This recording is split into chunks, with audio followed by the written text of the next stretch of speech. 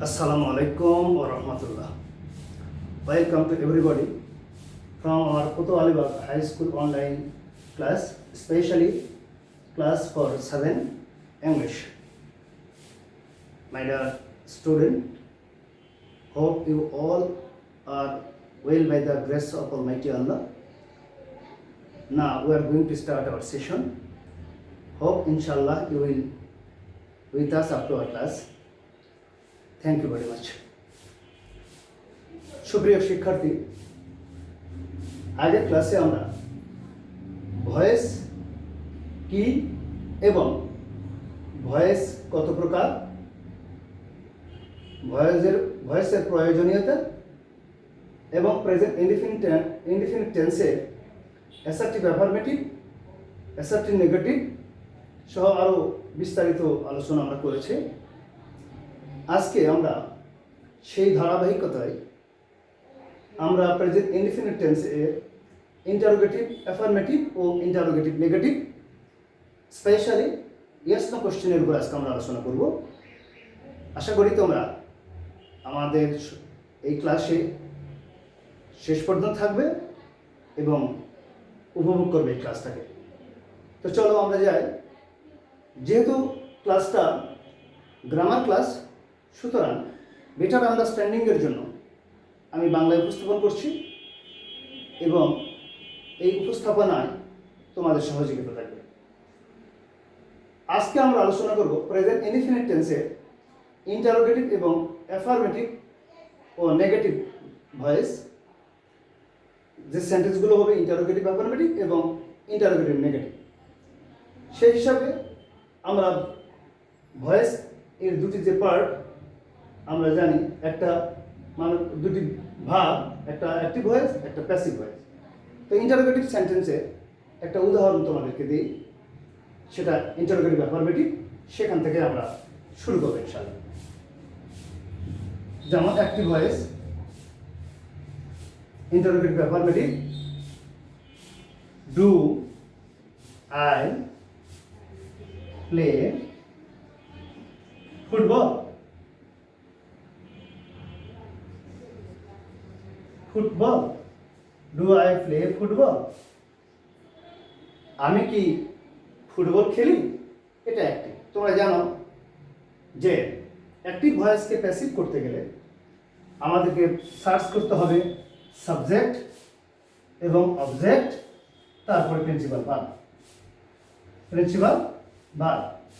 তাহলে active ভয়েসকে passive করার সময় বিশেষ করে ইন্টারোগেটিভ অ্যাফার্মেটিভ সেন্টেন্সে আমরা কি করব?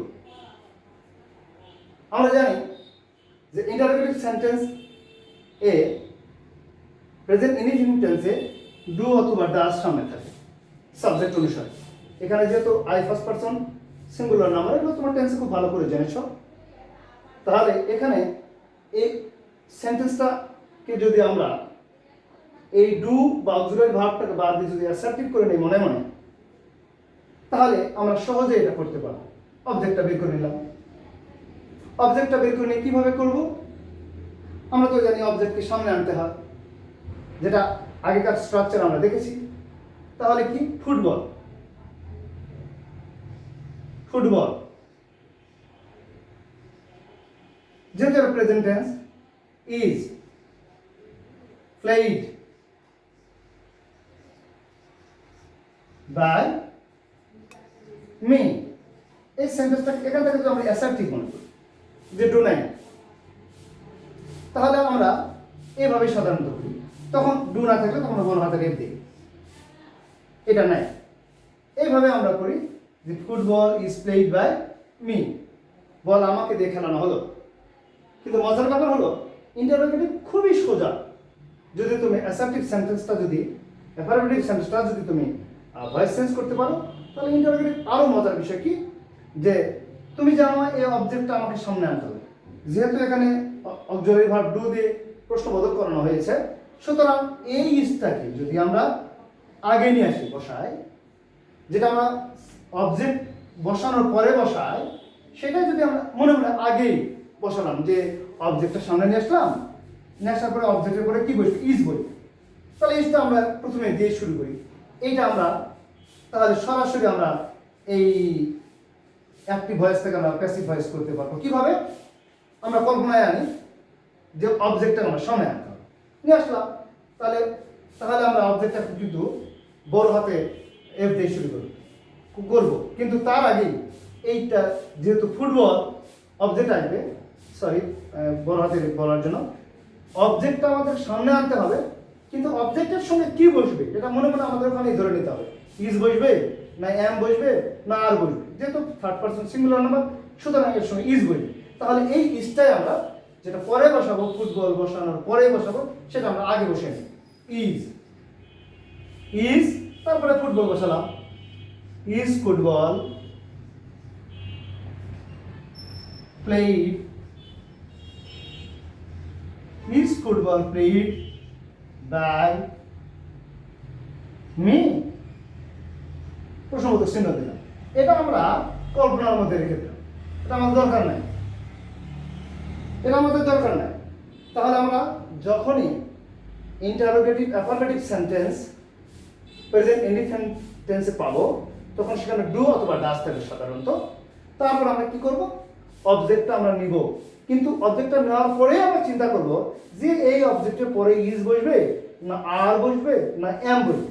যে অবজেক্ট অনুসারে এম বা ইজ বা আর বসবে, যেহেতু অবজেক্টটা সাবজেক্ট হয়ে গেল, সেই কারণে ওই অক্সিলিয়ারি ভার্বটা আমরা সামনে বসায় দিলেই সেন্টেন্সটা গতানুগতিক যে অ্যাসার্টিভ সেন্টেন্সের যে নিয়ম ওইভাবেই যদি আমরা করে ফেলি, এটা ইন্টারোগেটিভ সেন্টেন্স চেঞ্জ হয়ে যাবে। আরেকটা উদাহরণ দিলে তোমাদের আমার মনে হয় আরও বিষয়টা পরিষ্কার হবে। দেখে আরেকটা পরিষ্কার হওয়ার জন্য আমরা আরেকটা উদাহরণ আমরা এখানে দিতে পারি। যেমন ধরা যায়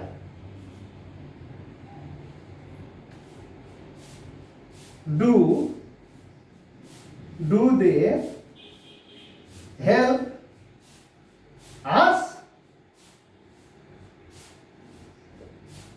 তারা কি আমাদেরকে সাহায্য করে?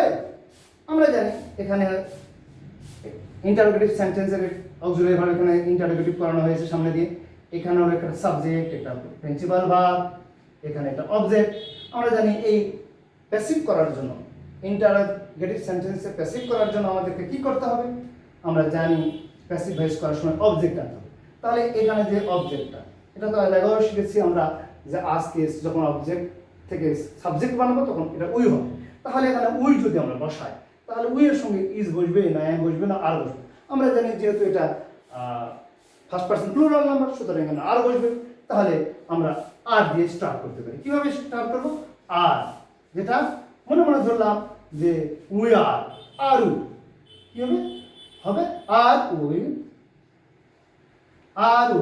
হয়ে গেল, অবজেক্টটা এখানে সাবজেক্ট হয়ে গেল আর উই, তার ভার্বের past participle played, are we played by, sorry, are we helped? Help a past participle help. Are we helped by their object হলো them? Are we helped by them? বাস হয়ে গেল। তাহলে আমরা সহজেই বুঝতে পারলাম ডু বা ডাস যাই থাক, এই সেন্টেন্সটাকে আমরা অ্যাসার্টিভের নিয়মেই আমরা প্যাসিভ করব, শুধু অক্সিলিয়ারি ভার্বটা সামনে।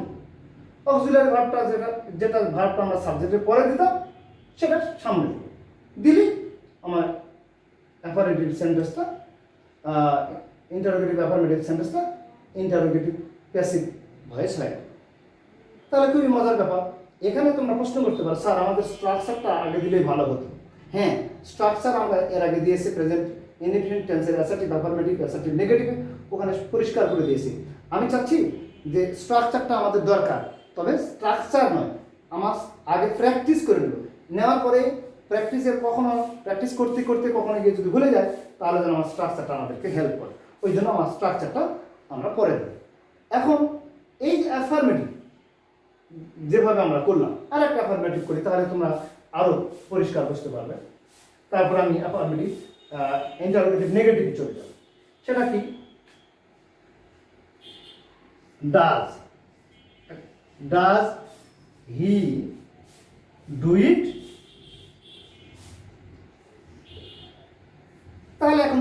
ডাজ আছে, হি ডু ইট বা হি ডাজ ইট, তাহলে এখানে এটা সাবজেক্ট, এটা ভার্ব, এটা অবজেক্ট। তাহলে তাহলে অবজেক্ট আমরা সামনে নিয়ে আসবো। তাহলে অবজেক্ট যদি সামনে নিয়ে আসি, অবজেক্টের সঙ্গে অক্সিলারি ভার্ব কি হবে? আমরা জানি ইট সিঙ্গুলার, এটা থার্ড পারসন সিঙ্গুলার, ইজ হবে। তাহলে ইজ ইট, যেটা ইট ইজ হতো সেটা ইজটা আমরা সামনে নেব। Is it, is it do past participle done, is it done by he subject, এখানে যায় গিয়ে অবজেক্ট হবে। তাহলে কি হবে? হিম। Is it done by him. ওকে, হয়ে গেল। এটা কি তার দ্বারা করানো হয়? এইভাবে যদি আমরা সহজভাবে সাহস নিয়ে যদি করি, দেখবে দেখবে ইজি হয়। তো সুপ্রিয় শিক্ষার্থী, এখন আমরা ইন্টারোগেটিভ অ্যাফার্মেটিভ শেষ করলাম। তো এর স্ট্রাকচারটা যদি আমরা এখন দিতে চাই, স্ট্রাকচারটা আমরা কীভাবে দেবো? স্ট্রাকচারটা আমরা কীভাবে দেবো? এখন একটু স্ট্রাকচারটা সামনে দিই তোমাদের সুবিধার জন্য। যে অ্যাক্টিভ ভয়েসে অবজেক্ট টাইপের, ওই অবজেক্ট অনুসারে এখানে সাবজেক্ট হবে, অবজেক্টটা এখানে সাবজেক্ট হবে, কিন্তু সাবজেক্টের সামনে কি বলবো? এম অথবা ইজ অথবা আর বলবে, আর বসবে। আর কি হবে? এই সাবজেক্ট এর পরে ভার্বের পাস্ট পার্টিসিপল বসবে। তারপরে কি হবে? বাই, বাই অথবা উইথ বই, তোমরা আপাতত বাই দেবো, যেটা আমরা আগে বলেছি, বাই। তারপরে কি দেবো? অ্যাক্টিভ ভয়েসে যে সাবজেক্ট ছিল, প্যাসিভ ভয়েসে এসে সে অবজেক্ট হবে এবং প্রশ্নবোধক চিহ্ন হবে। এখন আমরা মিলাই দেখি, যেটা আমরা ইজ নিলাম, ইজ সামনে এসছে, তারপরে অবজেক্টটা অ্যাক্টিভ ভয়েসের যে অবজেক্ট এখানে সাবজেক্ট হয়েছে, তারপরে ভার্ব যেটা ছিল ডু সেটা ডান হয়েছে, তারপর বাই, তারপরে অ্যাক্টিভ ভয়েসে যে সাবজেক্টটা ছিল এখানে আসে হিম হয়েছে, যেটা তোমার আগের উদাহরণে তোমরা পরিষ্কার দেখতে পারো। এই স্ট্রাকচারটা তোমরা নিতে পারো। হ্যাঁ, এইভাবে যদি আমরা একটু প্র্যাকটিস করি, প্র্যাকটিস করলেই দেখবে তোমার স্ট্রাকচারগুলো সহজ হয়ে যাবে। কিছুই নয়, শুধু এই অক্সিলারি ভার্বগুলো, এগুলোকে আমরা আপাতত অক্সিলারি বলছি, কিন্তু এদের আরও বৈশিষ্ট্য রয়েছে। এই am is are present indefinite টেন্সের ইন্টারোগেটিভ অ্যাফার্মেটিভ সেন্টেন্স হলে এই অ্যাম ইজ আরটা সামনে আসবে, তারপরে সাবজেক্ট, তারপরে ভার্বের পার্টিসিপল, পাস্ট পার্টিসিপল, তারপরে বাই, তারপরে অ্যাক্টিভ ভয়েসের সাবজেক্ট, প্যাসিভ ভয়েসের অবজেক্ট হয়, প্রশ্নবোধক চিহ্ন দিলে এটা হয়ে যাবে। এটা শুধু যদি তোমরা প্র্যাকটিস করো, দেখবে যেটা তোমাদের খুব ইজি হয়ে যাবে। হ্যাঁ, এরপরে যদি আমরা নেগেটিভ যদি করতে চাই, ইন্টারোগেটিভ যদি নেগেটিভ করতে চাই, তাহলে আমরা কিভাবে করব? তাহলে আমরা আবার একটু আরেকটা ইন্টারোগেটিভ নেগেটিভের উদাহরণে চলে যাই। সেটা কেমন হয়? আমরা আগে করেছি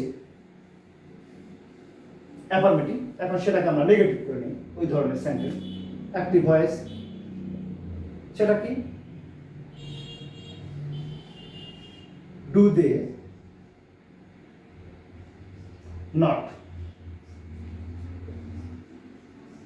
do they not help us, অথবা এটা আমরা সামনেও দিতে পারি, don't they help us, do অথবা ডোন্ট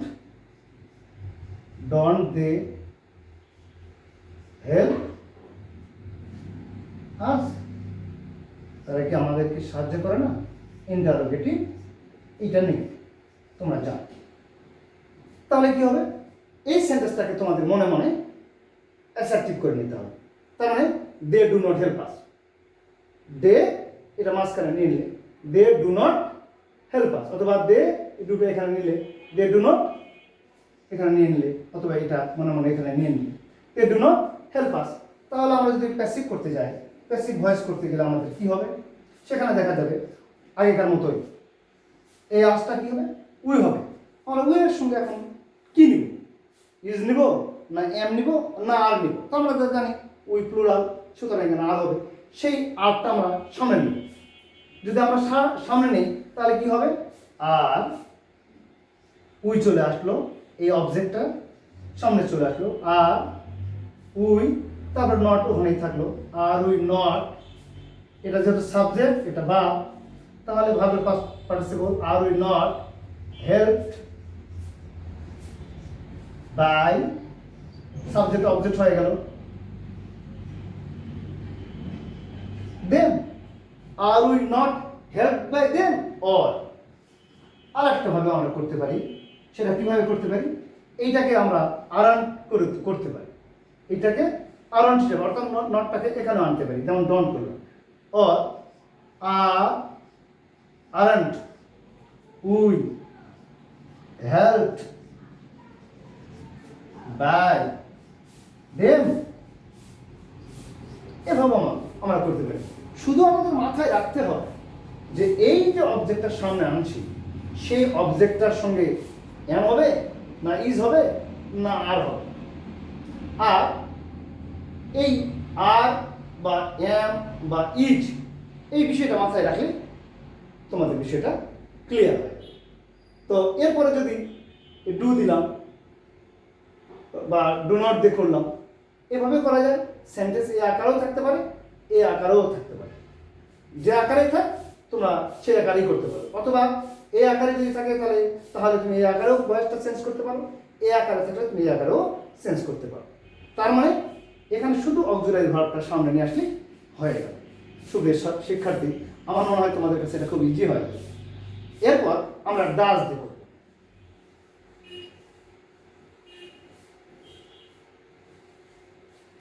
যেমন doesn't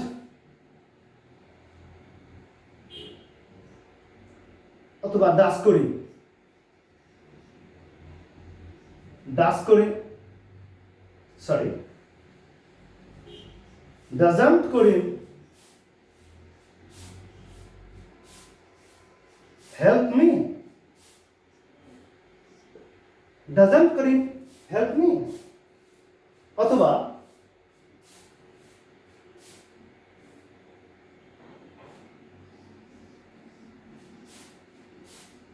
doesn't she do it অথবা does she not do it এই উদাহরণগুলো যদি আমরা দেখি এবং এর শ্রেণীগুলো যদি দেখি এগুলো সবগুলো আমরা অ্যাক্টিভ ভয়েস তাহলে যদি আমরা এগুলো প্যাসিভ ভয়েস করতে যাই তাহলে আমরা দেখব কীভাবে আমরা করতে পারি এর আগেও দেখেছি তাহলে মিকে আমরা চিনেছি এটা অবজেক্ট আর এটা সাবজেক্ট এটা ভার্ব এইটা সাবজেক্ট এইটা ভার্ব এটা অবজেক্ট এইটা সাবজেক্ট এইটা ভার্ব এটা অবজেক্ট গুড তাহলে প্রথম তাহলে আমরা আনি আই যদি আমরা সামনে নিয়ে আসি আয়ের সঙ্গে কী হবে এম হবে না ইজ হবে না আর আমরা জানি এম হবে ফার্স্ট পার্সন সিঙ্গুলার নাম্বার যেহেতু ডাজন্ট আছে সুতরাং এম নট হবে তাহলে আমরা কি am not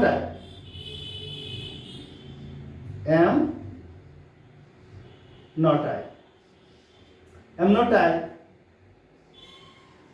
helped by Karim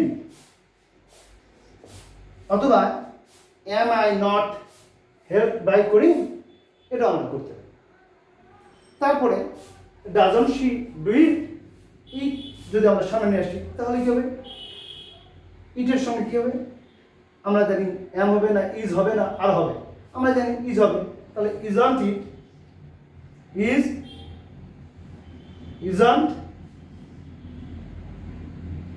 it done isn't it done by she আছে হ্যাঁ বাস isn't it done by her তারপরে does she not do it একই isn't it অথবা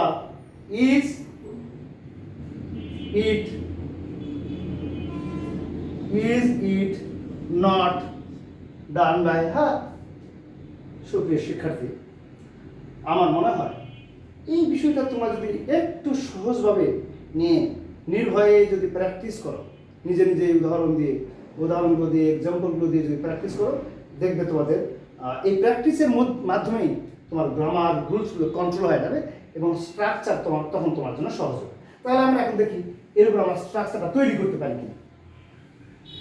আমরা যা করলাম সহজভাবে সেটাকে আমরা স্ট্রাকচার আমরা করতে পারি।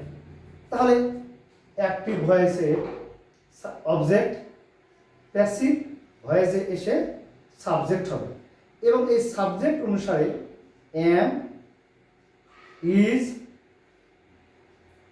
আর এর সঙ্গে নট বসবে। এই কমা দেওয়া নট দিতে পারি। তারপরে কি হবে, এই সাবজেক্ট অনুসারে এই সাবজেক্টের পরে ভার্বের পাস্ট পার্টিসিপল হবে, তারপরে বাই হবে, তারপরে অ্যাক্টিভ ভয়েসের অবজেক্ট, প্যাসিভ ভয়েসে এসে অ্যাক্টিভ ভয়েসের সাবজেক্ট, প্যাসিভ ভয়েসে এসে অবজেক্ট হবে এবং প্রশ্নবোধক চিহ্ন। তাহলে আমরা এখন দেখি এই নটটাকে আমরা দুইভাবে করতে পারি। যদি এইভাবে কন্ট্রাক্ট নটটা যদি সামনে নিয়ে আসি সংক্ষিপ্ত করে এভাবে দিতে পারি, অথবা যদি মনে করে না আমি এভাবে দিব না, আমি এখানে নট বসাই দেব, সমস্যা নেই, এখানে নট বসাই দিলেও তোমার সমস্যা হবে। তাহলে এখন স্ট্রাকচার অনুযায়ী আর একটা করি, যেমন দে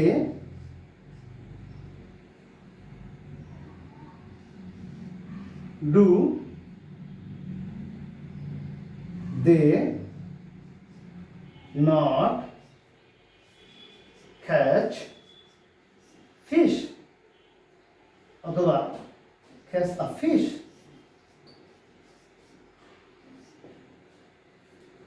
Do they not catch a fish? Okay, এই তো অবজেক্ট, এই তো ভার্ব, এই তো সাবজেক্ট। এখানে ডু নট কে আলাদা করে দেওয়া হয়েছে, সমস্যা নেই। তাহলে আমরা প্যাসিভ ভয়েস করার সময় কি করবো, প্যাসিভ ভয়েস করার সময় আমরা করবো কি, যে আমরা তো জানি এ ফিশ সামনে আসবে, এ ফিশ সিঙ্গুলার নাম্বার, সুতরাং এম ইজ আর এর মধ্যে কোনটা হবে, আমরা জানি ইজ হবে, third person singular number. Is সংক্ষেপে যদি লিখি ইজ অন, এটাও করা যায় ইজ অন, অথবা ইজ আ ফিশ নট যদি আমরা করি is a fish not caught by they, এখানে যায় দে। ওকে, প্রশ্নবোধক চিহ্ন, is a fish not caught by them, একটি মাছ কি আমাদেরকে দিয়ে ধরা হয় না। এইভাবে তোমরা স্ট্রাকচারগুলো মনে রাখবে, কিন্তু প্র্যাকটিস করবে, মাস অনেক বেশি প্র্যাকটিস করবে। প্র্যাকটিস যদি তোমরা করতে পারো, অ্যাসার্টিভ সেন্টেন্সটা এবং অ্যাসার্টিভ অ্যাফার্মেটিভ, অ্যাসার্টিভ নেগেটিভ সহ যদি ক্লিয়ার করতে পারো, তাহলে শুধুমাত্র এই অক্সিলারি ভার্বের ব্যবহারটা সামনে নিয়ে আসলে হয়ে যাবে। সুপ্রিয় শিক্ষার্থী, আমার মনে হয় তোমাদের কাছে প্রেজেন্ট টেন্সের ইন্টারোগেটিভ, অ্যাফার্মেটিভ এবং নেগেটিভ সেন্টেন্সগুলোর যেগুলো ডু এবং ডাজ দিয়ে শুরু হবে, সেগুলোকে ভয়েস চেঞ্জ করার সময় অবজেক্টকে আমরা সামনে আসবো, সঙ্গে সঙ্গে মনে করব। যদি অ্যাফার্মেটিভ সেন্টেন্স হয় তাহলে অ্যাম, ইজ, আর, অবজেক্টটা যেহেতু সাবজেক্ট হচ্ছে, সাবজেক্ট অনুসারে অ্যাম হবে না ইজ হবে না আর হবে, এটা তোমরা যেহেতু টেন্স করেছো তোমরা এটা প্রয়োগ করতে পারো। তারপরে তোমরা সাবজেক্টে দিলাম, সাবজেক্টের পরে প্রিন্সিপাল ভার্বের পাস্ট পার্টিসিপল হলো, বাই হলো, তারপরে পর অ্যাক্টিভ ভয়েসের সাবজেক্টটা প্যাসিভ ভয়েস এসে অবজেক্ট হলো, প্রশ্নবোধক চিহ্ন হয়, সেন্টেন্স ক্লিয়ার হয়। আবার যদি নেগেটিভ হয় শুধু নটটা সাবজেক্টের পরেও দিতে পারো, অথবা এইরকম করে সামনে তোমরা এটাও দিতে পারো। তো আমার বিশ্বাস, আমার ধারণা যে তোমরা এখন ইজিলিতেই এটা করতে পারবে, বিশেষ করে ইন্টারোগেটিভ সেন্টেন্স, প্রেজেন্ট ইনডিফিনিট টেন্সের এই পরিবর্তনগুলো, ভয়েস চেঞ্জ কীভাবে অ্যাক্টিভ ভয়েস থেকে প্যাসিভ করা যায়, এটা তোমরা করতে পারবে। তো আজ এই পর্যন্ত আমরা অন্তত ইন্টারোগেটিভ, অ্যাফার্মেটিভ এবং নেগেটিভ সেন্টেন্সের প্র্যাকটিসগুলো করলাম। আর তোমরা প্র্যাকটিস সহ বেশি বেশি করে প্র্যাকটিস করার পরেই তোমরা একটা কাজ করবে, যে তখন প্রমাণ করে দেখবে প্র্যাকটিস করার পরে যে আমার এই স্ট্রাকচারের সঙ্গে মিলছে কিনা বা স্ট্রাকচার অনুযায়ী হচ্ছে কিনা। আমার মনে হয় তোমাদের মিলে যাবে। তো আজকে আর একটু কথা তোমাদের সাথে বলবো, যেটা তোমাদের সঙ্গে লাগবে, যেটা আমরা অ্যাসার্টিভ সেন্টেন্সে আমরা আগে এসেছি এবং সেখানেও আমরা অ্যাসার্টিভ সেন্টেন্স সম্পর্কে বিস্তারিত আলোচনা করেছি, কিন্তু তার সঙ্গে আর একটা সেন্টেন্স যোগ করলে মোটামুটি তোমাদের একটা আইডিয়া চলে আসবে। সেটা হলো, যেমন অ্যাক্টিভ ভয়েসে যদি এইরকম থাকে, হি অথবা the cow, the cow gives us milk, এইরকম সেন্টেন্স তোমাদের সামনে আসে যদি, তাহলে তোমরা কিভাবে করবা? এখানে দেখো, এর আগে আমরা দুইটা অবজেক্ট পাইনি, একটা অবজেক্ট পেয়েছি। এখানে এটা সাবজেক্ট, এটা ভার্ব, এটা অবজেক্ট 1, এটা অবজেক্ট 2। এইরকম যদি দুইটা অবজেক্ট থাকে, তাহলে আমরা অ্যাসার্টিভ অ্যাফার্মেটিভ বা নেগেটিভ বা ইন্টারোগেটিভ অ্যাফার্মেটিভ বা নেগেটিভ, তখন আমরা কি করবো? ভয়ের কোনো কারণ নেই। এখানে আমরা লক্ষ্য করবো যে অবজেক্ট দুটার মধ্যে যে কোনো একটা অবজেক্টকে আমরা ব্যবহার করতে পারবো। এই দুটো অবজেক্টের নাম, একটা ডিরেক্ট অবজেক্ট আর একটা ইনডিরেক্ট অবজেক্ট। তো তোমরা অবজেক্ট সম্পর্কে পরে জানতে পারবে, অবজেক্টের ক্লাসিফিকেশন সম্পর্কে জানতে পারবে। এখন শুধু মনে রাখার জন্য মনে করবে যেটা অপ্রাণীবাচক সেটা তোমরা আগে নিয়ে করবে। অবশ্য প্রাণীবাচকটা নিয়ে করলেও হবে, কিন্তু অপ্রাণীবাচকটা বাছাই করা তাই বেটার। তাহলে আমরা অ্যাফার্মেটিভ সেন্টেন্সটা দেখি, এইভাবেও করি। আর ভুলে গেছি নাকি? প্যাসিভ, প্যাসিভ ভয়েস আমরা কীভাবে করব? যে একটা অবজেক্ট আমরা নিব, এখানে অপ্রাণীবাচকটাই নিই, তাহলে কি হবে? মিল্ক, মিল্ক ইজ গিভেন, আসটা এখানেই থেকে গেল, given us by the cow. এই দুটো অবজেক্ট, এর একটা অবজেক্ট এখানে থেকে গেল। এই অবজেক্টের নাম হলো রিটেন অবজেক্ট, রিটেইনড। এটা তোমার পরেও জানতে পারবে। রিটেইনড অবজেক্ট আমরা এগুলো পরে উপর ক্লাসে তোমাদের বিস্তারিত আলোচনা করবো। এই অবজেক্টটা থেকে গেল। অথবা তোমরা আবার এটাও করতে পারবো, তোমরা করতে পারবে। যেমন আমরা যদি নিই উই, এর সঙ্গে ইজ না হয় তখন হবে are, we are given a milk by the cow. বাস, তাহলে এখানে এখন এই মিল্কটা হলো আবার রিটেন অবজেক্ট। সুপ্রিয় শিক্ষার্থী, এই ধরনের যদি তোমাদের ইন্টারোগেটিভ সেন্টেন্সও আসে বা অ্যাসার্টিভ সেন্টেন্সও আসে, তোমরা এইভাবে করতে পারো যে কোনো সেন্টেন্স। তো আজ এই পর্যন্তই। আগামী ক্লাসে আমরা একবারে পরবর্তী আলোচনায় আমরা আনবো আজকে যে প্রেজেন্ট ইনডিফিনিট টেন্স শেষ করলাম, অ্যাসার্টিভ থেকে আরম্ভ করে ইন্টারোগেটিভের এই চারটা স্ট্রাকচার দিয়ে মোটামুটি শেষ করে ফেললাম। এরপরে যখন আমরা পাস্ট টেন্স আলোচনা করব, পাস্ট ইনডিফিনিট টেন্স আলোচনা করব, সেখানে আমরা আবার আলোচনা যখন করব তখন কিন্তু এগুলো খুবই প্রয়োজন হবে এবং তখন ওটা খুবই ইজি লাগবে যদি তোমরা এগুলো প্র্যাকটিস করতে পারো। কারণ এগুলো আমাদের প্রায় 60% হয়েই গেল। মানে পাস্ট টেন্স যদিও তোমরা করনি, কিন্তু এই প্রেজেন্ট টেন্সটা যদি তোমরা ভালো করে করতে পারো, বিশেষ করে অ্যাসার্টিভ এবং ইন্টারোগেটিভ সেন্টেন্সগুলো যদি পরিষ্কার করে নিতে পারো, তাহলে দেখা যাবে যে এটা আমরা 2টা ক্লাস নিয়েছি, তখন দেখা যাবে একটা ক্লাসে আমরা পাস্ট ইনডিফিনিট টেন্স শেষ করতে পারবো। তো সুপ্রিয় শিক্ষার্থী, আশা করি তোমরা এই ক্লাসটা এনজয় করেছো। আমরা দ্রুতই ক্লাসটা শেষ করলাম। আমার বিশ্বাস তোমরা এটা এনজয় করবে ইনশাল্লাহ। এর সঙ্গে ছোট্ট একটা বাড়ি হোম টাস্ক দিব, তোমাদেরকে হোমওয়ার্ক দেবো, যে সেই হোমওয়ার্কটা তোমার বাড়িতে একটু চেষ্টা করবে।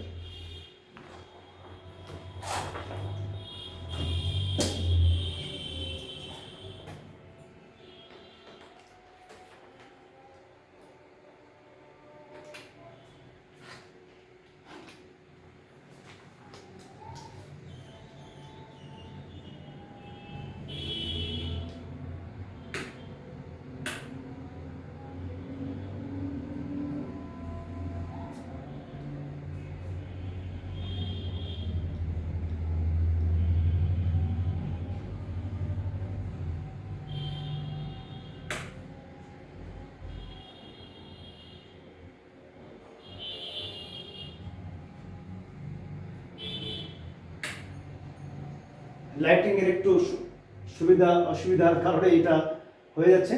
তো আমার বিশ্বাস যে এই যে এক্সারসাইজগুলো এখানে দেওয়া আছে, এক্সারসাইজ এর উদাহরণগুলো দেওয়া আছে, যেমন with rise, you see a bird, he catches a ball, does he love you, we do not play football, they do not help her, everybody loves him, I do not hate her, Hasan recites a poem, we do not write a letter, the cow gives us milk, a fish is caught by me, একটা passive দিয়েছি যাতে তোমরা ঘোরায় নিতে পারো, doesn't Swarna do it.